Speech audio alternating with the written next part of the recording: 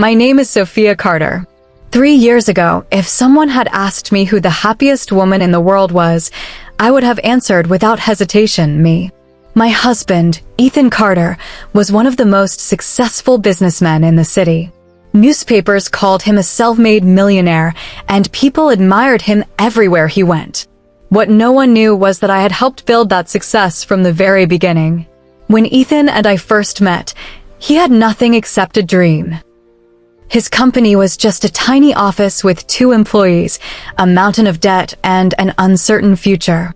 At the time, I had a stable corporate job with an excellent salary. Without thinking twice, I invested my savings into his business. I even sold the jewelry my late mother had left me so he could keep the company alive. Everyone told me I was making a terrible mistake. My mother warned me, "Sophia, love is beautiful, but never hand your entire future to someone else." I smiled and replied, "Ethan would never hurt me." Looking back now, I wish I had listened to her. For years, I worked beside him without asking for credit. I managed the company's finances, answered clients, negotiated contracts, and often stayed awake until sunrise preparing reports. While Ethan stood on stage accepting awards, I was the invisible person making sure everything worked behind the scenes. As the business grew into a multi-million-dollar company, Ethan slowly became someone I no longer recognized. He started coming home late. Our conversations became shorter. Sometimes he wouldn't even look at me during dinner. Whenever I asked if something was wrong, he simply said, "Big companies demand big sacrifices." I believed him, because I loved him. Then one evening, while his phone was charging on the kitchen counter, a message appeared on the screen. "Can't wait to see you tonight. Don't let your wife ruin our evening." My heart stopped. For several minutes, I couldn't breathe. I wanted to confront him. I wanted to scream. Instead, I convinced myself there had to be an explanation. Maybe it was a misunderstanding. Maybe I was overthinking. I chose silence. It was the biggest mistake of my life. A few days later, Ethan walked into the house with a huge smile. "Saturday is our company's 10th anniversary gala," he announced proudly. 500 guests, investors, media, celebrities. Everyone's coming. It's going to be the biggest night of my career. For the first time in months, I felt hopeful. Maybe this was our chance to reconnect. Maybe he would finally appreciate everything we had built together. I bought a simple navy blue evening gown. Nothing expensive. I just wanted him to look at me the way he used to. On Saturday evening, we arrived at the city's most luxurious ballroom. Crystal chandeliers sparkled above us. Cameras flashed nonstop. Business leaders, politicians, and journalists filled the room. Everything looked perfect. Until I noticed Ethan. Instead of standing beside me, he was smiling at a beautiful woman across the ballroom. She smiled back. It wasn't a friendly smile. It was the kind of smile that made my stomach tighten. Something felt terribly wrong. I whispered to myself, "Stay calm, Sophia. Tonight is supposed to be a celebration." I had no idea that within the next few minutes, the man I had loved for 8 years would humiliate me in front of 500 people. And my life would never be the same again. The ballroom glowed beneath crystal chandeliers, their light reflecting off marble floors polished to perfection. Soft music drifted through the air while waiters in white gloves moved gracefully between hundreds of guests carrying champagne and expensive wine. Everyone was smiling. Everyone looked happy. Except me. I couldn't shake the strange feeling growing inside my chest. Ethan hadn't spoken more than a few words to me since we arrived. Instead, he spent most of the evening laughing with investors, shaking hands with executives, and whispering to the same elegant woman I had noticed earlier. Every time our eyes met, he quickly looked away. I kept telling myself I was imagining things. After all, this was the biggest event of his career. Maybe he was simply busy. Around 8 o'clock, the lights suddenly dimmed. A spotlight illuminated the center stage. The host walked up to the microphone with a bright smile. "Ladies and gentlemen, thank you for joining us as we celebrate 10 incredible years of Carter Enterprises. Please welcome our founder and CEO, Mr. Ethan Carter." Thunderous applause filled the ballroom. Ethan confidently walked onto the stage, waving at the crowd like a celebrity. I smiled and clapped with everyone else. I had no idea that my world was about to collapse.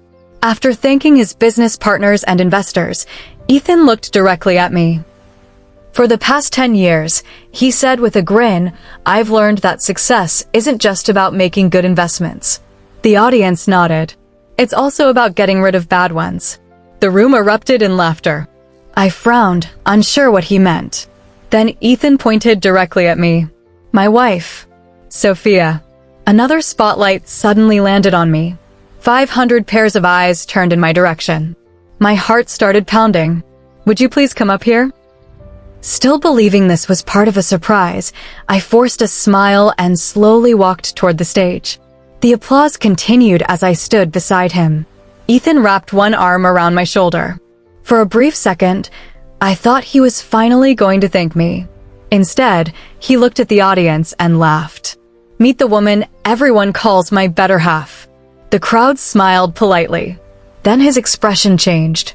But honestly, I think she's become my biggest mistake. Silence. A few nervous laughs echoed across the room. I stared at him, unable to believe what I had just heard. He reached into his pocket and pulled out a single $1 bill. Holding it high above his head, he smirked. So let's have a little fun tonight. He waved the dollar toward the audience. This useless wife is officially up for auction. The ballroom froze. Bidding starts at $1. For several seconds, nobody moved. Nobody laughed. Nobody spoke. Then someone near the back chuckled. Another person joined in. Within moments, the laughter spread through the room. Phones appeared everywhere. People began recording. Someone even shouted, I'll give you $2. The crowd burst into louder laughter. My face burned with humiliation. Tears filled my eyes, but I refused to let them fall. I would not give Ethan the satisfaction of seeing me break. He leaned closer and whispered so only I could hear, You should smile. This is the most attention you've had in years. Those words hurt more than anything else. I stood completely still. The room was filled with laughter, until a deep voice echoed from the back of the ballroom. I'll offer $50 million. In an instant, every laugh disappeared. Every camera turned toward the entrance, and Ethan's confident smile slowly faded. Every head in the ballroom turned toward the entrance. The laughter disappeared instantly. Even the musicians stopped playing. Standing at the doorway was an elderly man in a perfectly tailored black suit. His silver hair and calm expression made him look more like royalty than a businessman. Behind him stood 4 security guards and 2 attorneys carrying leather briefcases. No one recognized him, except a few of the older investors. Their faces turned pale. One of them whispered, Is that Richard Blackwood? Another gasped, It can't be. Ethan frowned. He had no idea who the man was. The elderly gentleman walked slowly through the silent crowd until he stood a few feet from the stage. He looked directly at Ethan. I believe you started an auction. Ethan forced an awkward laugh. It was just a joke. The old man shook his head. No, you asked if anyone wanted to bid. So I'm placing my bid. He turned toward me with kindness in his eyes. My offer is $50 million. A wave of shock swept through the ballroom. People stared at each other in disbelief. Some thought it was another joke. Others immediately started whispering. Ethan laughed nervously. Sir, I think you've misunderstood. The old man calmly replied, I never misunderstand business. Then he looked back at the audience. But this isn't business. It's about respect. The room became even quieter. The elegant woman who had been standing beside Ethan slowly stepped away from him. Even she looked uncomfortable now. Ethan tried to regain control. Listen, everyone. This gentleman obviously doesn't know we're only having some fun. The old man's expression hardened. Humiliating your wife in front of 500 people isn't entertainment. It's cruelty. For the first time that evening, Ethan had no clever response. The old man reached into his jacket and nodded to one of his attorneys. The attorney handed him a sealed envelope. This belongs to Sophia Carter. He held the envelope toward me. Before I could take it, Ethan grabbed it first. What is this? The old man smiled slightly. You should read it. Ethan opened the envelope confidently. As his eyes moved across the first page, the smile disappeared. His hands began to shake. His face turned completely white. The microphone slipped from his fingers and hit the stage with a loud thud. The crowd watched in complete silence. What? Ethan whispered. This can't be real. One of the investors stood up. What happened? Ethan couldn't answer. The elderly man finally spoke. This morning, Sophia officially became the sole beneficiary of a trust worth over $300 million. The ballroom exploded with shocked voices. No way. 300 million? How is that possible? The old man continued. Her late grandfather built one of the largest private investment groups in the country. Everything was placed in a protected family trust. And today, it legally became hers. I stood frozen. I had never met my grandfather. My mother had been estranged from her family for decades. I knew nothing about any inheritance. The old man looked at me gently. Miss Carter, I've been searching for you for almost 6 months. Before anyone could say another word, one of the attorneys added, and there's something else Mr. Carter should know. Ethan slowly looked up. The attorney opened another file. What you're about to hear will end your career forever. The ballroom fell into complete silence. No one moved. No one even reached for their drinks. The attorney slowly opened the thick black file and placed several documents on the podium. He looked directly at Ethan. Mr. Carter, these documents were meant to remain confidential until today. Ethan swallowed hard. What documents? The attorney adjusted his glasses. 3 years ago, when Carter Enterprises was struggling financially, Mrs. Sophia Carter secretly invested $5 million into the company through a private investment trust. The audience gasped. Ethan stared at him in disbelief. That's impossible. The attorney calmly slid a contract across the podium. It carries your signature. Ethan grabbed the papers with trembling hands. His own signature stared back at him. He remembered that desperate night. His company had been on the verge of bankruptcy. His lawyer had rushed him through dozens of documents, claiming they were emergency financing agreements. Without reading them carefully, he had signed every page. The attorney continued. According to this agreement, if Mr. Carter publicly humiliates, abandons, or files for divorce against Mrs. Sophia Carter without legal cause, his controlling shares in Carter Enterprises are automatically transferred to the trust. The room exploded with whispers. What? Did he just lose his company? This has to be a joke. Ethan looked at the old man. You planned this. The old gentleman shook his head. No, you planned your own downfall. You simply never bothered to read what you signed. Ethan's breathing became heavy. No, this isn't legal. One of the attorneys smiled politely. It has already been approved by the court.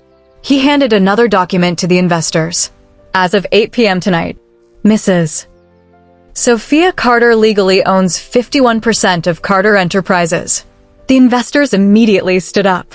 Some looked shocked. Others looked relieved. Within seconds, several board members walked toward me. One after another. They extended their hands. Congratulations, Chairwoman Carter. The words didn't even feel real. Just 10 minutes earlier, I had been standing on that same stage while people laughed as my husband tried to auction me off for $1. Now, the very same people were addressing me as the owner of the company. Ethan rushed toward me. Sophia, listen to me. I made a mistake. I was angry. I didn't mean any of it. For the first time in years, I looked into his eyes without fear, without sadness, without love. I quietly removed my wedding ring. The diamond sparkled beneath the ballroom lights. I placed it in Ethan's trembling hand. You said I was worth $1. I smiled calmly. Tonight, you discovered how expensive that mistake really was. His eyes filled with panic. Before he could say another word, the ballroom doors opened again. A police officer walked inside with 2 detectives. The lead detective held up a warrant. Mr. Ethan Carter, You are under investigation for corporate fraud, financial manipulation, and the destruction of confidential business records. The entire ballroom froze. Ethan's face turned completely white. He whispered only one sentence. "What have I done?" The ballroom was so quiet that the sound of Ethan's wedding ring hitting the floor echoed through the room. No one laughed anymore. The same people who had applauded him just minutes earlier now stared at him with disappointment. The lead detective stepped onto the stage. "Mr. Ethan Carter, we have a warrant to search your office, your financial records, and all company devices." Ethan raised both hands. "There has to be a mistake. I've done nothing wrong." The detective looked at him calmly. "Then you shouldn't have anything to hide." Two officers immediately escorted him away from the microphone. Television reporters rushed toward the stage, their cameras broadcasting everything live. One journalist shouted, "Mr. Carter, did you really try to auction your wife for $1? Another asked, "Is it true you've lost control of your own company?" Ethan ignored every question. His confident smile had completely disappeared. Across the ballroom, I stood frozen. Everything had happened so fast that my mind could barely keep up. The elderly gentleman slowly walked toward me. "My name is Richard Blackwood," he said warmly. "I was your grandfather's closest friend for over 40 years. I looked at him in surprise. "You knew my grandfather?" Richard nodded. "He spoke about you until the day he died." Tears filled my eyes. "I never even met him." Richard sighed. "That wasn't your fault." He paused before continuing. "Your mother left the family after a bitter disagreement many years ago. She wanted a simple life, far away from wealth and power. Your grandfather respected her decision. But he never stopped loving either of you." He handed me an old photograph. In it, my mother stood beside a smiling older man with his arm around her shoulders. She looked genuinely happy. I had never seen that picture before. Richard smiled softly. "Every birthday, every Christmas. He asked me to find you. But your mother refused every invitation." My hands began to shake.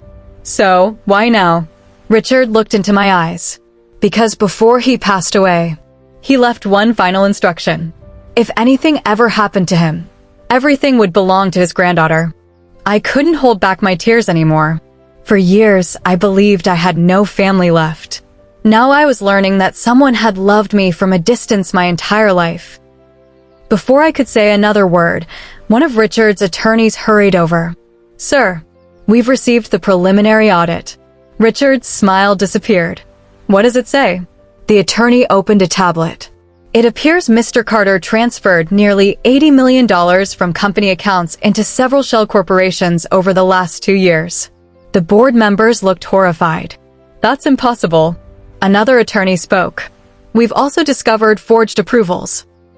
Several executives immediately turned toward Ethan. One of them whispered, "He blamed those missing funds on the accounting department." Another replied, "We fired innocent employees because of him." Richard looked at me. "I'm afraid the story is much bigger than anyone imagined." Just then, a young woman slowly stepped forward from the crowd.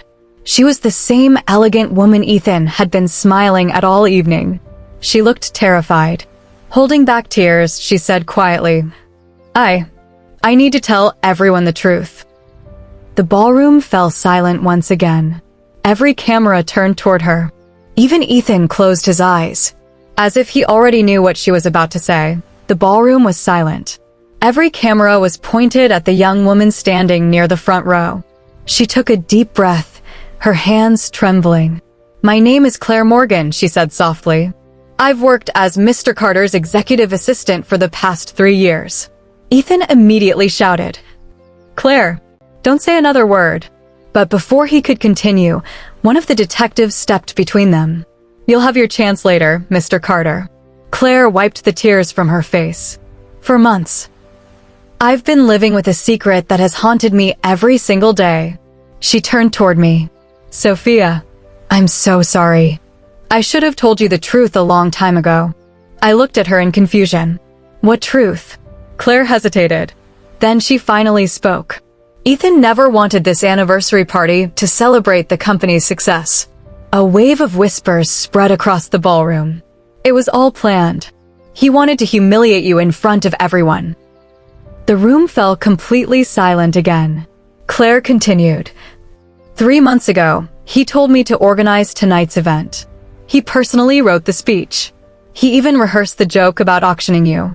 Several guests covered their mouths in disbelief. It wasn't spontaneous. It wasn't anger. It was planned from the beginning. Ethan lowered his head. Claire reached into her handbag and removed a small flash drive. I couldn't live with the guilt anymore. This contains recordings of every meeting, emails, messages, and security footage. She handed the flash drive to the detective. The evidence proves everything. The detective nodded. We'll examine it immediately. Claire looked back at me. There is something else you deserve to know. My heart pounded. Ethan has been having an affair with me for almost a year. The ballroom exploded. Some guests gasped. Others shook their heads in disbelief. I felt the world spin around me. Claire quickly raised her hand. But please, don't misunderstand. I ended the relationship 2 months ago. I didn't know he was manipulating everyone. He told me you only stayed with him because you wanted his money.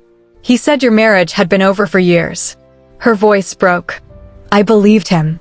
When I discovered the truth, I tried to leave, but he threatened to destroy my career if I spoke. The detective looked at Ethan. That will be added to the investigation. Ethan remained silent for the first time in his life. He had no excuse, no speech, no confidence, only shame. Richard Blackwood slowly walked onto the stage beside me. He placed a comforting hand on my shoulder. You've heard enough lies for one lifetime, but tonight, you deserve one truth. I looked at him. He smiled gently. Your grandfather didn't only leave you his fortune. He left you something far more valuable. I frowned. What do you mean? Richard nodded toward one of his attorneys. The attorney opened another envelope. Inside was a handwritten letter. Across the top, in elegant ink, were the words, "To my beloved granddaughter, Sophia." As I unfolded the letter with trembling hands, I had no idea that my grandfather's final message would reveal one last secret. A secret that would change not only my future, but the future of everyone standing in that ballroom. My hands trembled as I unfolded the yellowed envelope. The entire ballroom stood in silence. Even the reporters lowered their cameras for a moment. The letter was written in elegant handwriting. At the top, it read, "To my beloved granddaughter, Sophia." I took a deep breath and began reading aloud. If you are reading this letter, it means I am no longer alive. First, forgive me. I wasn't absent because I didn't love you. I stayed away because I believed your mother deserved the peaceful life she chose. Not a single day passed without me asking Richard to find you. Tears blurred my vision. I continued reading. Sophia, real wealth is not measured by money. It is measured by character. That is why I instructed Richard never to reveal your inheritance until he was absolutely certain about the people around you. The guests looked at one another. Richard quietly lowered his head. If your husband truly loved you, he would never care about my fortune. But if he ever chose money, pride, or public praise over your dignity, then he would reveal his true face without realizing it. I slowly lowered the letter. Suddenly, everything made sense. Richard had never interrupted Ethan. He had simply waited for Ethan to expose himself. The letter continued. Richard has one final mission. After my death, he must observe your husband for 1 full year. If he proves himself to be an honorable man, everything remains unchanged. But if he humiliates, betrays, or abandons you, Richard must immediately transfer every legal right to you and remove him from any position of influence. The ballroom erupted with whispers. So this wasn't revenge. It was a test. Richard nodded quietly. Your grandfather believed that power should never belong to a man without integrity. I wiped away my tears and continued reading the final paragraph. Sophia, never let bitterness define your future. Forgive when you can. Walk away when you must. And never stay where your dignity is treated as entertainment. I may not be beside you anymore, but every decision I made was to protect you. I will always love you. Grandfather. I folded the letter against my chest. For the first time in years, I didn't feel alone. Richard stepped closer. Your grandfather left one more gift. He signaled to another attorney. The attorney wheeled out a locked silver case. Inside were the original ownership documents for Blackwood Global Holdings, one of the largest investment groups in the country. Richard smiled. As of this evening, you are not only the majority owner of Carter Enterprises, you are also the chairwoman of Blackwood Global. The room fell silent once again. One of the investors whispered, "She's now one of the youngest business leaders in the country." Before anyone could congratulate me, one of the detectives received an urgent phone call. His expression changed instantly. He looked directly at Ethan. "Mr. Carter, we've just completed the search of your private office." Ethan closed his eyes. The detective spoke slowly. "We found evidence that changes everything. What you did tonight wasn't the worst crime you've committed." The detective slowly lowered his phone. The expression on his face had completely changed. Every person in the ballroom could sense that something far more serious was about to be revealed. He looked directly at Ethan. "Mr. Carter, during the search of your private office, our investigators discovered a hidden safe behind a false wall." Ethan's face turned ghostly pale. The detective continued. "Inside the safe, we found documents, encrypted hard drives, and a notebook containing records of illegal financial transactions dating back almost 4 years." A wave of whispers swept across the ballroom. One board member stood up. "What kind of transactions?" The detective opened a folder. "Money laundering, tax fraud, bribery, and forged company contracts." Several investors immediately stepped away from Ethan as if they no longer wanted to be associated with him. Then the detective revealed something even more shocking. "We also found evidence that Mr. Carter intentionally blamed innocent employees for missing company funds." A middle-aged man standing near the back of the room suddenly burst into tears. "My son, he worked in your accounting department. You accused him of stealing. He lost his job. He couldn't find another one." The man's voice broke. 6 months later, he took his own life. The ballroom fell into complete silence. Even Ethan couldn't lift his head. Another woman stepped forward. "My husband was also fired because of those false accusations. Our family lost everything." One by one, former employees began walking toward the stage. Each carried a painful story. A family that lost their home. A father who couldn't pay for his daughter's surgery. A young graduate whose career ended before it even began. All because Ethan needed someone else to take the blame. I looked at him. For years, I believed I knew the man I married. Now I realized I had been living beside a stranger. Richard quietly whispered, "Power never changes people, Sophia. It only reveals who they truly are." At that moment, one of the detectives received another message through his radio. He turned toward Ethan. "There is one final matter." He pulled a small velvet jewelry box from an evidence bag. I immediately recognized it. It was my mother's necklace.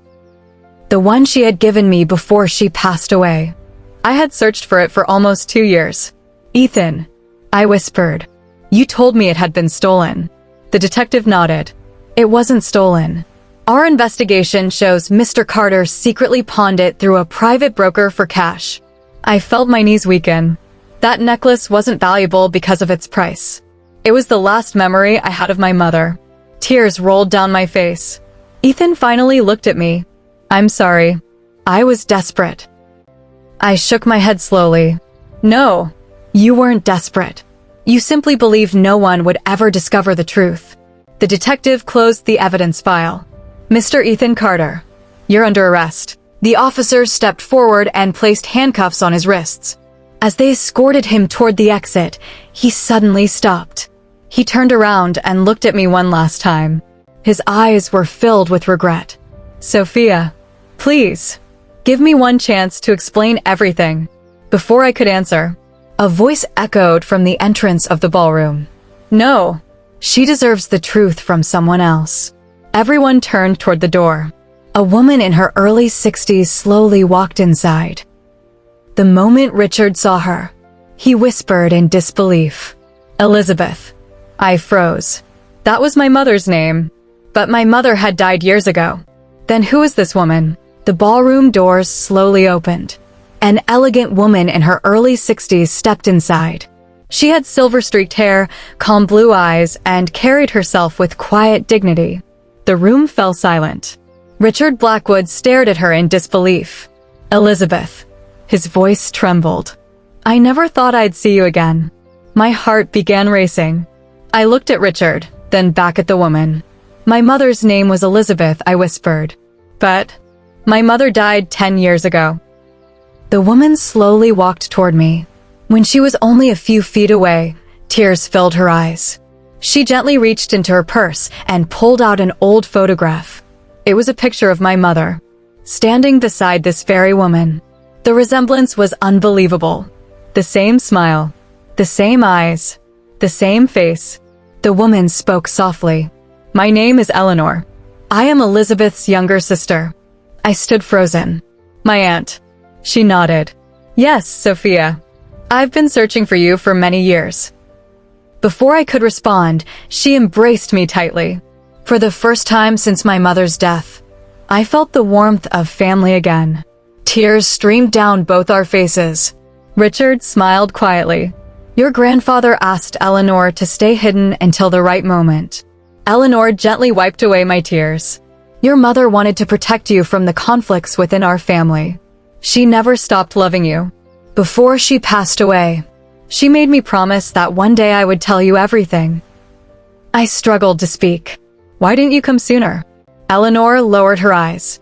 Because Ethan threatened anyone who tried to contact you. The ballroom erupted in shock. What? She nodded. 3 years ago, after he learned your grandfather was searching for you, he secretly hired investigators. He wanted to know if there was any inheritance. When he realized there might be, he made sure no one from your mother's family could reach you. Richard stepped forward. We suspected someone was interfering, but we never knew it was Ethan. Eleanor opened a leather folder. I have proof. Inside were emails, private investigator reports, and bank transfers. Every document carried Ethan's signature. The detective carefully examined the evidence. He looked up at Ethan. So you didn't just hide the truth from your wife. You intentionally isolated her from her only remaining family. Ethan lowered his head. He couldn't deny it anymore. His voice cracked. I was afraid. I thought if Sophia found her family, she would leave me. I looked at him with tears in my eyes. No, Ethan. I would never have left the man I fell in love with. You lost me the moment you chose lies over love. The officers gently led Ethan toward the exit. This time, he didn't resist. As the ballroom doors closed behind him, no one said a word. Richard looked at me and smiled. Your grandfather always believed that one day, you wouldn't inherit his fortune. You would inherit his strength. I took a deep breath. For the first time in years, I felt free. But I had no idea that the next morning, one unexpected letter would change my life forever. The next morning, sunlight poured through the floor-to-ceiling windows of my new office. Only 12 hours earlier, I had walked into the anniversary gala as the wife of Ethan Carter. Now, I sat behind the desk of the chairwoman of Blackwood Global Holdings and Carter Enterprises. Life had changed overnight. But despite everything, my heart wasn't celebrating. It was healing. Richard knocked gently on the office door. Good morning, chairwoman. I smiled. Please, just call me Sophia. He laughed. Your grandfather would have said the same thing. He handed me a sealed envelope. This is the final letter he left for you. I carefully opened it. Inside was a handwritten note. My dear Sophia, if this letter has reached you, then you have survived the hardest chapter of your life. Never allow revenge to become your purpose. Build something so meaningful that even those who hurt you will remember your kindness more than your anger. That is true victory. Tears filled my eyes once again. Richard quietly placed a hand on my shoulder.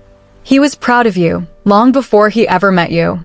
Just then, my assistant entered the office. Ma'am, the board members are waiting. I walked into the conference room. Everyone stood as I entered. Only a day earlier, many of these people had laughed while I was being humiliated. Today, They respectfully greeted me. I took my seat at the head of the table. "My first decision as chairwoman," I said calmly. "No employee who was falsely accused under the previous management will remain forgotten. We will reopen every investigation. Anyone who lost their job unfairly will be offered their position back." The room burst into applause. "And we will establish the Elizabeth Carter Foundation in memory of my mother. It will provide scholarships for students and financial support for families who have suffered because of corporate injustice." Several board members wiped tears from their eyes. Richard smiled proudly. "Now, your grandfather's legacy truly begins." 3 months later, the foundation had already helped hundreds of families. Former employees returned to work with dignity. The company earned back the public's trust. One afternoon, as I was leaving the office, I noticed a familiar figure standing across the street. It was Ethan. He looked completely different. His expensive suits were gone. His confidence had disappeared. He quietly walked toward me. "I don't expect forgiveness," he said. "I only wanted to tell you that I finally understand what I destroyed." I looked at him peacefully. There was a time when I would have waited forever to hear those words. He lowered his head. "I know. I'm too late." I smiled gently. "I don't hate you anymore, Ethan. But forgiveness doesn't always mean a second chance." He nodded. "I understand." For a moment, neither of us spoke. Then he turned around and slowly walked away. I never saw him again. 1 year later, the anniversary gala returned to the same ballroom. 500 guests filled the room once more. But this time, the stage looked very different. I stepped up to the microphone. I looked across the audience and smiled. A year ago, I stood on the stage believing my life was over. But sometimes, the worst day of your life becomes the beginning of your best one. The audience rose to their feet. A long-standing ovation filled the ballroom. As I looked toward the ceiling, I whispered softly, "Thank you, Grandpa." In my heart, I knew he was smiling.